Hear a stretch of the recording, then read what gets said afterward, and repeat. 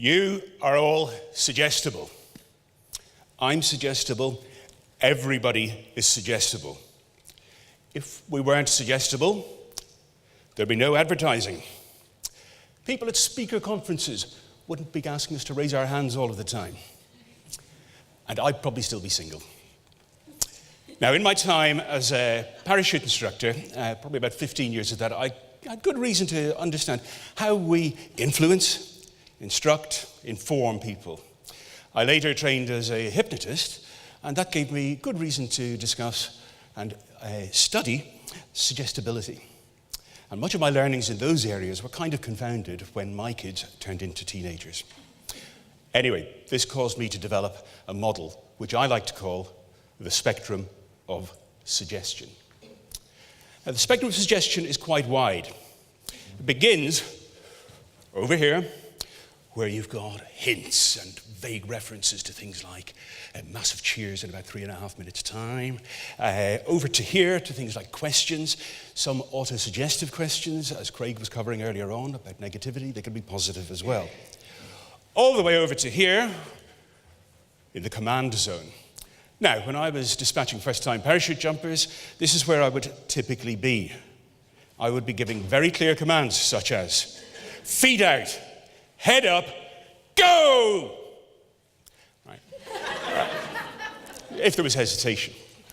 Now, the reason I needed to do that is because it needed to be clear, it needed to be unambiguous, and I needed to know that people were going to act immediately on the command. You don't necessarily get the same speed of response when you're talking about suggestion there. Let me give you another example. Teenagers. Son, I've bought some Febreze especially for your room. Son, could you tidy your room, please? And unfortunately, I spent quite a lot of my time over there dealing with that, and you can imagine the conversations that go on there. But it's not just what you say. Tone has a big part to play there as well. And as public speakers and professional speakers, I'm sure you very much appreciate that. But tone colors the images that you create in the minds of people when you're using it. Tone helps emphasize your points. Tone can help your words convey matters such as urgency, romance, surprise. It has a lot to play there. Now, what I would like to do is just cover this part here, which I find absolutely fascinating. This is where the covert suggestions live. This is where the suggestions that you don't know you're getting live. This is the zone that they're in. And it's very often used by marketers, advertisers, people selling.